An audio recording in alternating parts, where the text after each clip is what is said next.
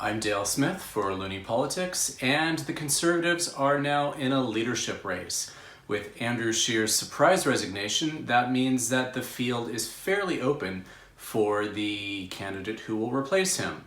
But what they're going to have to manage are some of the regional divisions within the party.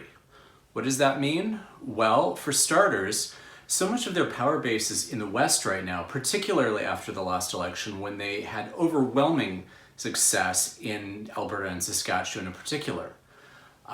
Where they're weaker is in Ontario and Quebec, where the bulk of the country's seats are, and trying to manage those distinctions are going to be difficult. Why? Because partially they've fomented enough anger toward Quebec in the West, while at the same time they're trying to pander to Quebec nationalists and in many cases trying to outblock the Bloc in the House of Commons.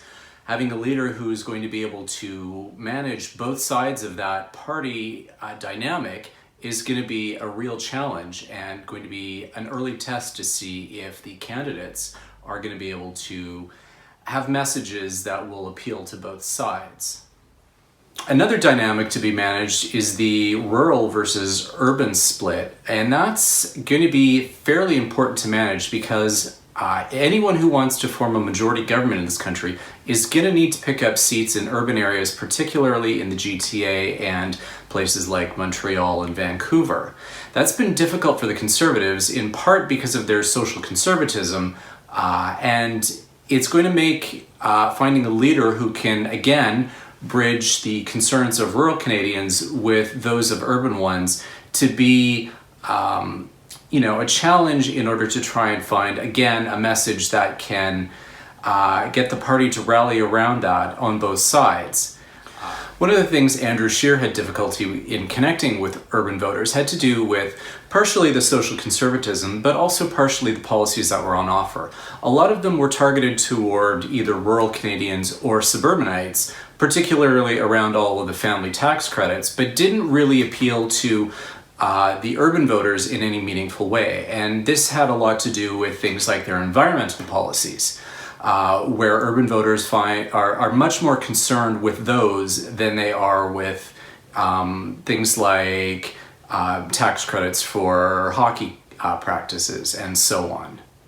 Part of the dynamic between the more progressive elements that the party wants to attract versus some of the more social conservative ones that are part of their base, it has to do with some of the more historic divisions in the party. The progressive conservative side of the party pre-merger has a lot of strength in places like Atlantic Canada, as well as regions in Ontario, and trying to find someone who can get them on side, as well as not alienating the social conservatives, is going to be one of the challenges. Some of those divisions between the kind of red Tory and social conservative aspects, as well as the regional aspects, play out in the rules around leadership contests in the party. Rather than a strict one-member, one-vote system, the party has had a compromise solution that involves weighting the riding so that the much more numeric strength in Western Canada doesn't completely overwhelm the less populous regions like in Atlantic Canada where the red Tories have strength. That was one of the ways in which the party, when they came together, managed to bridge some of the divides and keep the red Tories from feeling like they were just going to be swamped. That is playing out in any leadership. We saw that partially in the last time. We will see that again in the current one, particularly as the party tries to come up with a new or a strengthened voter coalition that they hope that they can win a future majority government with. So that's going to mean that whichever candidates are successful are going to have to appeal in a way that can not only overcome the numeric strength in Western Canada, but has enough weighting that they can get enough votes within every riding in the country. And that is probably easier said than done.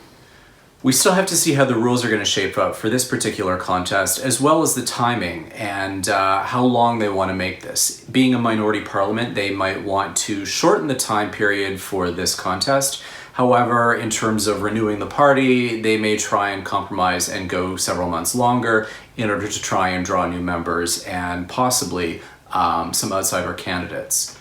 We'll get a better sense of that once the party starts making determinations, and we will stay tuned. For Loony Politics, I'm Dale Smith.